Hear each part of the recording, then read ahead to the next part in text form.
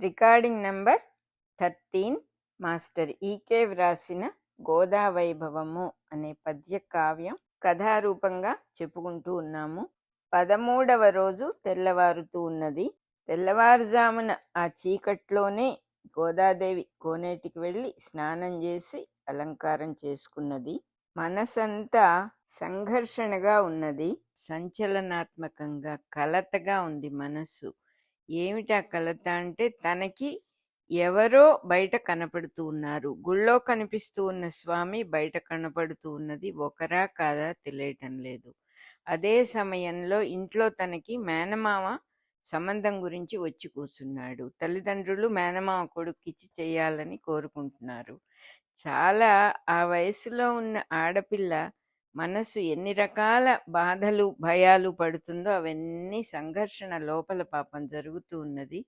తన జీవిత మార్గం ఎటువైపు మలుపులు తిరుగుతుందో ఏమిటోననేటటువంటి భయంతో ఏది తేలకుండా ఉన్నది. కాబట్టి ఆ సర్వసాక్షి అయిన గోపాలుడే నన్ను రక్షిస్తాడు, ఇంకెవ్వరూ లేదు, ఆయన నన్ను రక్షిస్తాడు, రక్షించగలడు, సృష్టి అంతటా అంతర్యామిగా ఉన్న ఆ స్వామి నాకు దిక్కు అని నమ్ముకొని నిలబడున్నది.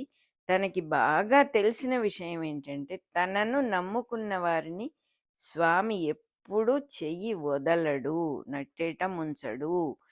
తనను నమ్ముకున్న వారిని కడతేరుస్తాడు, వాళ్ళని రక్షిస్తాడు అని తనకి తెలుసు. కాబట్టి తన బతుకు ఎటువైపు మలుపు తిరుగుతుందో ఆ దోవ చూపించటానికి స్వామి తప్పకుండా వస్తాడు అని నమ్మి అక్కడే నిలబడి వెయిట్ చేస్తూ ఉన్నది ఆవిడ. స్వామి వస్తాడనే నమ్మకంతో అటు ఇటు చూస్తూ ఉన్నది. ఎట్నుంచి వస్తాడా అని దిక్కులు చూస్తూ ఉన్నది. ఆ చీకట్లల్లో చెట్లల్లో ఒక కదలిక రావటం, ఆ కదలిక వైపే ఆవిడ దృష్టి పెట్టడం, ఆ కదలిక అంతా కూడా ఒక ఆకారమై నిలవటం. ఆ ఆకారం ఎలా కనిపించిందిట? తళుక్కుమనే ఉంగరాల వ్రేళ్ళు, మకర కుండలాల కాంతులు, మణిమయ కిరీటము, మెడలో రత్నాల హారాలు, పసుపు పచ్చని పట్టు పంచ, స్వచ్ఛమైన మందహాసంతో వెలిగే ముఖం కనపడినాయి. వెంటనే గోద చేతులు జోడించి వినయంగా నమస్కారం చేసింది. ఆ పురుషుడు, ఆ కనపడినవాడు దగ్గరికొచ్చి ఆవిడ దగ్గరికొచ్చి కుడి చేత్తో ఆవిడ తల మీద తాకి ఆప్యాయంగా నిమిరాడుట. గోద క్షణకాలం పాటు ఎంతో పరవశురాలైపోయింది. కానీ వెంటనే తెలివి తెచ్చుకుని దూరంగా జరిగింది. ఎందుకంటే వచ్చింది ఎవరు అనేటటువంటి క్లారిటీ లేదు ఆవిడకి. గుళ్ళో ఆయన వేరు ఈయన వేరు అని అనుకుంటోంది. అందుకని వెంటనే దూరంగా నిలబడి తెలివి తెచ్చుకొని, ఓ స్వామి, తమ రూపం నాకు వింతగా కనబడుతోంది. నా సేవలను స్వీకరిస్తూ దేవాలయంలో ఉన్న స్వామి ఒక రకంగా ఉంటే మీ సౌందర్యం ఇంకొక రకంగా ఉంది. నా మనసులో సందేహం వచ్చింది.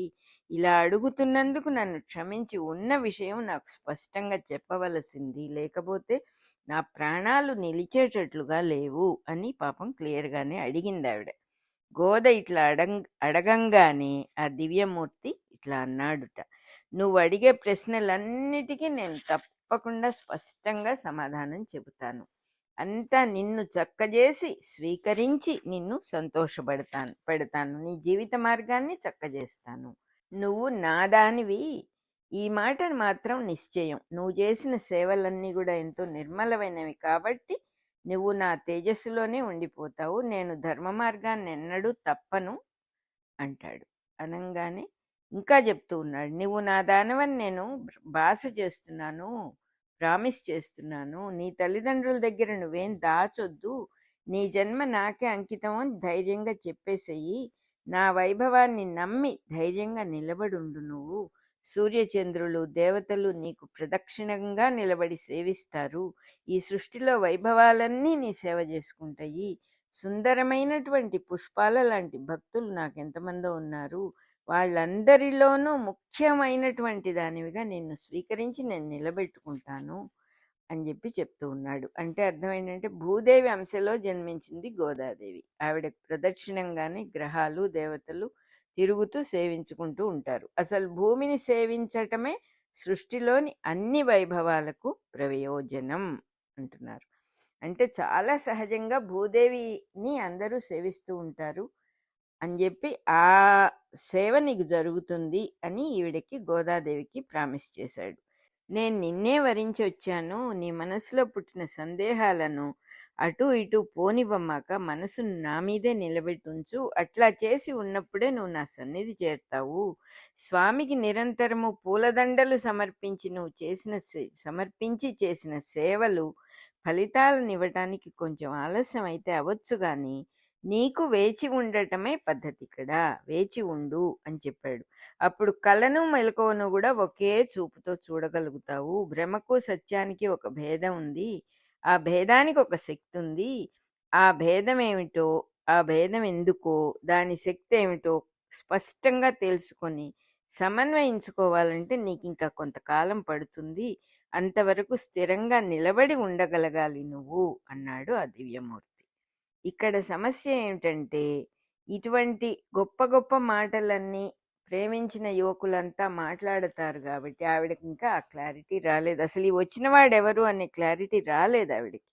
అందుకని స్వామి నువ్వెవరో నాకు స్పష్టంగా తెలిసేదాకా నాకు ఎట్లా నమ్మకం కుదురుతుంది, నువ్వెందుకని ఆ విషయం అసలు పట్టించుకోవటం లేదు, ఆలోచించవెందుకని ఆ విషయం, నా మనస్సు కనుక్కోవడానికి ఇంకో రూపం నువ్వే ధరించి వచ్చావు అని నేను ఇంతవరకు అనుకుంటున్నాను. నీ దయకు నేను పాత్రురాలనైతే నా సందేహం తీర్చి నన్ను రక్షించవా అని అడిగింది. అప్పుడు ఆ దివ్యమూర్తి మళ్ళా ఇట్లా అన్నాడు, ఆలయంలో ఒక స్వామి, బయట మరొక స్వామి అని వేరువేరుగా ఉంటారా? స్వామికి రెండు రకాల ఇది ఉంటుందా? అసలు స్వామి అనేవాడు ఒక్కడే కదా ఉండేది. సర్వజీవుల హృదయాల్లో ఉన్న దేవుడు ఒక్కడే కదా, సర్వతత్వాల్లో ఉన్న స్వామి ఒక్కడే కదా. నీ మనస్సులో ఉన్న రూపం నువ్వు కోరిన రూపము, ఆ రూపానికి స్థిరత్వం ఉండదు, రూపానికి ఎప్పుడూ స్థిరత్వం ఉండదు. కోరికలతో ఉన్న రూపం కాబట్టే మనస్సును కల్లోలం చేస్తుంది అది. కోరికలను విడిచిన రూపమే చివరిదాకా మిగిలుంటుంది. ఆయన ఇట్లా అంటూ ఉండగానే ఆ దివ్య మంగళ స్వరూపం చీకట్లలో కలిసిపోయింది, లీనమైపోయింది. గోద ఎంత పరీక్షగా చూసినా ఆవిడ కనులకు చీకటి మటుకే కనిపించింది. గోద పూర్తిగా అలంకారం చేసుకుని గుళ్ళోకి వెళ్ళి సూటిగా వేణుగోపాలుడి ఎదురుగా నిలబడింది. వేదన తీరని మనస్సుతో చేతులు రెండూ జోడించి నమస్కారం చేస్తూ ఇట్లా విన్నవించుకుంది, ప్రభు నువ్వేమీ మాట్లాడకుండా ఇట్లా సందేహాల నట్టేట్లో నన్ను ముంచేస్తావా? ఆ దివ్య పురుషుడవు నువ్వే అయితే ఆ మాట నాకు స్పష్టంగా చెప్పొచ్చు కదా, నాకు రక్షగా నిలబడి నన్ను ఎలుకోవచ్చు కదా. ఆ పురుషుడు నువ్వు ఒకరు కాకపోతే ఈ ఆపద నుంచి నన్ను రక్షించి స్వీకరించవచ్చు కదా. ఇట్లా నా మనసును అల్లరి పెట్టడం నీకు భావ్యమేనా? ఇట్లా అంటూ ఉన్న గోదాదేవి కళ్ళ ముందు సడన్ గా 1000 మెరుపులు మెరిసినట్టుగా అయిపోయిందిట. వేల కొద్ది జీవులు అటు ఇటు తిరగటం కనపడింది. ఆ జీవకోటికి ఆధారమై ఉన్న ఆ జీవకోటి అంతా ఎక్కడుంటారంటే భూమి మీదే కదా ఉంటారు. ఆ భూమి కూడా కంపించిందిట. కారు మేఘాలు నల్లగా కమ్ముకొచ్చి చెవులు బద్దలయ్యేటట్టుగా గర్జించినయిట. నదులు ఉప్పొంగి ప్రవహిస్తూ వచ్చి సముద్రంలో దూకుతున్నాయిట. పెళ్ళుమనే మహాశబ్దాలతో మహాసముద్రాలన్నీ కూడా చెలరేగి ఆకాశాన్ని మింగుతున్నట్టుగా ఉందిట. ఆకాశంలో 4 పక్కలకు పేలిపోతూ ఉన్న సూర్యుడి శకలాలన్నీ కూడా కోటి సూర్యుల కాంతులతో సూర్యుడిలే పేలిపోతున్నట్టుగా ఉందిట.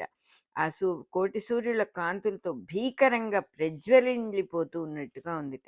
ఒక్క క్షణంలో సృష్టి సర్వము చితికి చీకటి ముద్దగా అయిపోయి అది కూడా ఏమీ లేకుండా అయిపోయింది. భావించటానికే ఏమీ లేని స్థితి వచ్చేసింది. అంటే పూర్తి ప్రళయ స్వరూపం వచ్చేసింది. కాబట్టి భావాలు కూడా లేవు అక్కడ. ఇది ఏమిటో తెలుసుకునే భావం కూడా మాయమైపోయింది. అప్పుడు ఉన్నట్టుండి ఆ చీకటే వెన్నెలగా మారిపోయిందిట. అదేం చిత్రమో, చంద్రుడు కనిపించకపోయినా వెన్నెల కాస్తూ ఉంది. అట్లా కనిపించే వెన్నెలలే ఉన్నట్టుండి ఒక పురుషుడి ఆకారాన్ని ధరించినట. ఎలా ఉన్నాడుట ఆయన? నెత్తిన నెమలి పింఛము, శంఖచక్రాలు, ఖడ్గము, తామర మొగ్గ ధరించిన 4 చేతులు, అతిలోక మనోహరమైన రూపము కనిపించినట. సంభ్రమము, ఆశ్చర్యము, భయము, ఆనందము మొదలైన సకల భావాలు ముద్దగట్టుకున్నాయి గోదలో. ఎంత పెద్ద విషయం జరిగింది. పెళ్ళున ఉరుములు, మెరుపులు, సూర్యుళ్ళు పగిలిపోయినట్టుగా, నదులు ఉప్పొంగిపోయినట్టుగా, ప్రకృతి అంతా కంపించిపోయినట్టుగా, భూకంపం వచ్చినట్టుగా జరిగి మొత్తంగా చీకటి అయిపోయి, ఆ చీకటి కూడా వెన్నెలగా మారి ఒక ఆకారం కనపడింది. ఇంకా ఆవిడలో రాని భావాలు లేవు. ఆశ్చర్యం, సంభ్రమం, ఆనందం, భయం, అన్ని సకల భావాలు ముద్దగట్టుకుపోయి గోద అప్రయత్నంగానే నమస్కరించాలని చేతులెత్తబోయింది. కానీ చేతులు కనిపించలేదు. తన శరీరం అనేది అసలు ఎక్కడా కనిపించలేదు. తను మాత్రమే ఉంది, శరీరం లేదు. నా శరీరం ఎక్కడా, నేనెక్కడా తెలియటం లేదు. కానీ తాను అనే గుర్తు మాత్రం ఉన్నది. ఆ ప్రజ్ఞ మాత్రం ఉంది. ఈ వ్రజగోపాలుడి లీలావతారంలో ఆయన వస్తే తాను వేరుగా ఎక్కడుంటుంది అని అర్థమైంది. దుర్లభమైన అట్టి తాను అనే దివ్య ప్రజ్ఞలో తాను అనే జ్ఞప్తిగా ఆ గోపకన్యక నిలబడి ఉన్నదిట. అంటే దుర్లభమైన ఆ తాను అనే మొత్తం భగవత్ ప్రజ్ఞలో ఊరికే ఒక జ్ఞాపకంగా గోదాకన్యక నిలబడి ఉంది, ఒక చిన్న రేఖగా, అంతే. తనకన్నా వేరుగా ఉన్నది అనుకునే అస్తిత్వం అంతా కూడా చైతన్య స్వరూపంలో లీనమైపోయి ఆకాశ రూపమైపోయింది. కృష్ణుడే వెన్నెలలాగా ఆకాశంలో ప్రకాశిస్తూ ఉంటే తాను వేరుగా ఉన్నాను అనే భావమే తనకు కలగటం లేదు. తన మనస్సుతో పాటు కాలం ప్రజ్ఞలో లీనమైపోయింది. కాబట్టి ఇలా ఉండటం ఎంతకాలం అనే ప్రశ్నకి తావే లేదు. ఆ చీకటి, ఆ వెలుగు, ఆ పరమాత్మ, కాలం అనేది లేకుండా అయిపోయింది. భగవంతుడి అనుగ్రహానికి పాత్రులై సామీప్య, సారూప్య, సాన్నిధ్య, సాలోక్యాది స్థితుల్లో మోక్షం పొందిన ముక్త జీవుడికి దేవునిలో లీనమై తాను అనే జ్ఞప్తి మటుకే కలిగి ఉంటాడుట.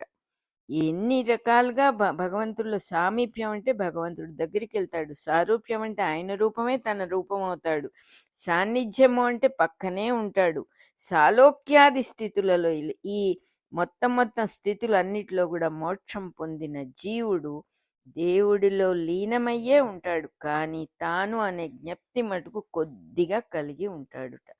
తనకు వేరుగా అస్తిత్వమే ఉండదు. కానీ తాను స్వామిలో లీనమై ఉన్నానని మాత్రం జ్ఞప్తి ఉంటుందిట. ఇక్కడ తాను దేవుడు వేరుగా లేరు, తాను స్వామిలో లీనమై ఉన్నది. అది విశిష్ట అద్వైతము అంటారుట దీన్ని. తాను స్వామిలో శేషించి మిగిలి కొద్దిగా ఉండటం తెలుస్తుంది. గోదాదేవిని ఈ స్థితిలోనికి స్వీకరించాడుట వేణుగోపాలుడు. అప్పుడు ఆకాశం అంతా కూడా ప్రకాశవంతమైపోయింది, ఒక ఛార్జ్డ్ స్పేస్ లాగా అయిపోయింది. ఆ ఆకాశమే శరీరంగా ఉన్న పురుషుడు ఒకడు కనిపించాడు. కళ్ళు కలవరేకుల్లాగా ఉన్నాయిట, మేఘాలు ముంగురుల్లాగా తేలియాడుతూ ఉన్నాయిట, 4 దిక్కులే 4 బాహువులుగా వ్యక్తమై ఉన్నాయిట. ఆ దివ్య పురుషుడు శాంతస్వరూపుడు. వర్షామేఘంలాగా గర్జించే అతని కంఠస్వరం వినపడిందిట. తన లోపలున్న చైతన్యాన్ని ప్రసాదిస్తున్నట్లుగా అతను ఇలా ప్రబోధించట. గోదా, ఇప్పటి ఈ నేనే శాశ్వతుడను, ఇప్పటి ఈ నీవు కూడా శాశ్వత రూపిణివే. ఇంతకన్నా వేరుగా దేన్ని చూసినా అది ఎప్పుడూ నిలిచి ఉండే తత్వం కాదు. ఉన్నది ఇదే. ఈ ఏకత్వం నుంచే సర్వము అంతా కూడా పుట్టి ప్రవర్తిస్తూ ఉన్నది. ఈ నేను నీకు నాథుడను. గోదవైనా, రాధవైనా, ఇంకా ఎందరెందరో గోపకన్యలైనా ఎవరైనా ఈ నీవే. ఈ నీ నా ప్రణయమే, ప్రేమయే సృష్టిలో శాశ్వతమైనది. జీవుడికి దేవుడికి ఉన్నటువంటి శృంగార రహస్యం ఇదే సుమా అని చెప్పాడు. నారాయణుని నుంచి మాయ వచ్చినప్పుడు తనకన్నా వేరు అనే ఆబ్జెక్టివిటీ అనే ఇతరము అనే ప్రజ్ఞ బయటకు వస్తుంది. ఇది లేకపోతే సృష్టి లేదు. దాన్ని నీవనే పేరుతో వేద ఋషులు చెప్పారు. భగవద్గీతలో కూడా నేనెరుగుదును నీవెరుగవు అని కృష్ణుడు చెప్పింది కూడా దీని గురించి. నేను అనేది సృష్టిలో నారాయణ ప్రజ్ఞగా లేక పురుష ప్రజ్ఞగా ఉంటుందన్నమాట. ఈ నీవు అనేది జీవుడిగా సంకేతించబడింది. ఆ నీవే మాయాశక్తి లేక స్త్రీ శక్తి లేక ప్రజ్ఞా శక్తుల యోగం లేకపోతే సృష్టిలో ఏదీ లేదు. ప్రజ్ఞ భగవంతుడైతే శక్తి స్త్రీమూర్తి, ప్రేయసి జీవుడు. కాబట్టి వాళ్ళ వాళ్ళ యోగ స్థితి శాశ్వత లీలగానే ఉంటుంది. ఒకటి అనేకం అవటం, అనేకమైంది మళ్ళీ ఒకటవటం, ఇదే శృంగార లీల. ఒక్కొక్క జీవుడు దేంతో సంబంధం కలిగి ఉన్నప్పుడు అదిగా అయిపోతాడు. స్త్రీతో కలిగినప్పుడు స్త్రీగా, పురుషుడుగా ఉన్నప్పుడు పురుషుడుగా ఉంటారు. ఒక్కొక్క జీవుడు నారాయణునితో ప్రేయసీ ప్రియుల సంబంధం కలిగి ఉంటాడు. ఇది శాశ్వతమైన శృంగార లీల. ఎంతో మంది జీవులకు నారాయణుడు ఒక్కడే ప్రియనాథుడు. రాధామాధవ శృంగారమైన, సత్యాకృష్ణుల శృంగారమైన, గోదారంగనాథుల శృంగారమైన, పద్మావతి శ్రీనివాసుల శృంగారమైన మూల సూత్రం ఏమిటంటే జీవుడికి ఈశ్వరుడికి మధ్యలో ఉన్న శృంగార భావమే. ఒకటిగా అయిపోవాలనేటటువంటి స్ప్లిట్ షుడ్ బి హీల్డ్ అంటారు. ఆ స్ప్లిట్ పోతేనే మనిషికి స్థిమితం అనేది వస్తుంది. ఆ స్ప్లిట్ ఏమిటంటే ఇంకెవరో ఉన్నారు అనే మనసులో ఒక చీకు, తెలియకుండానే ఒక వెలితి ఉంటుంది. అది పోతే స్థిమితపడతాడు. ప్రశాంతత ఏమిటో అర్థమవుతుంది. తానెవరో తెలుసుకుంటాడు. పైన చెప్పుకున్న పద్యాల్లో చంద్రుడు లేకుండానే వెన్నెల, మనస్సు లేకుండానే భావానుభూతి అనే అంశాలున్నాయి. మానవుడు మనస్సులో భావలోకంలో జీవిస్తూ ఉన్నంతకాలం మనస్సు చంద్రతత్వంగా పనిచేస్తుంది. అందుకే వెన్నెల, చంద్రుడు అనే మాటలన్నీ కూడా చెప్తూ ఉన్నారు ఇక్కడ. లోపల అహంకారమయ పురుషుడి కాంతి మనస్సు ద్వారా బయటికి వచ్చి చిత్తవృత్తిగా పనిచేస్తుంది. మనస్సు తన ప్రజ్ఞలోకి లీనమై ఒదిగిపోయినప్పుడు జీవుడికి దేవుడితో అనుబంధం ఏర్పడుతుంది. తన ప్రజ్ఞలో లీనమై అంటే విడిగా ఆవిడతో చెబుతాడు కదా, నువ్వు అటు ఎటు చూడమాక, నీ దృష్టిని అటు ఇటు పోనివ్వమాక, నా మీదే పెట్టు అంటాడు. అంటే నువ్వు వేరే ఏదో ఉన్నది అనేటటువంటిది లేకుండా తన ప్రజ్ఞకే లీనమైపోయినప్పుడు జీవుడు దేవుడి దగ్గరికి వెళ్ళటానికి అవకాశం ఏర్పడుతుంది. అప్పుడు నేను అనే జీవప్రజ్ఞ చంద్రతత్వంగా పనిచేస్తూ దేవుడి తేజస్సుని స్వీకరించి వెన్నెలగా ప్రసరిస్తుంది. అప్పుడు చంద్రుడు లేకుండానే వెన్నెల కాస్తుంది. ఈ విషయాన్ని శ్రద్ధగా గమనించి ఈ దృష్టితో కావాలంటే ఈ కావ్యం ఇంకోసారి చదువుకుంటే మరింత బాగా అర్థమవుతుంది అంటున్నారు. ఈ మాటలతో గోద తన ఇంట్లో సడన్ గా నిద్ర నుంచి మేల్కొన్నది. ఇదంతా తనకి కళ అని తెలుసుకున్నది. అయ్యో, నేను ఇంకా నిద్ర లేవలేదు, అసలు స్నానానికి వెళ్ళటము, అక్కడ కొలను దగ్గర స్వామిని చూడటం, ఇదంతా కూడా నా కళ అన్నమాట. నేను స్నానం చేయలేదా అనుకొని గబాలన లేచి గబగబా సంభ్రమంతో తత్తరపడుతూ కొలనుకు బయలుదేరింది. ఈ 13వ రోజు రాత్రి వైభవాల ధనుర్మాసపు పంటగా ఉన్న ఈ మన గోద భక్తులందరినీ రక్షించుగాక. ఇంతకు ముందు రోజు తిరిగి వచ్చిన గోద 12వ రాత్రి జాగరణ చేసి తెల్లవారుజామున స్నానం చేసి స్వామిని సేవించి వచ్చి విశ్రాంతి తీసుకుంది. ఆనాటి రాత్రి స్వప్నంలో దర్శనం ఇలా జరిగింది. స్వప్నం లాంటి అనుభవమే ఇందులో ఉన్న విశేషము. ఇటువంటి గోద భక్తులందరినీ రక్షించుగాక. 13వ రోజు రాత్రి గడిచిపోయింది.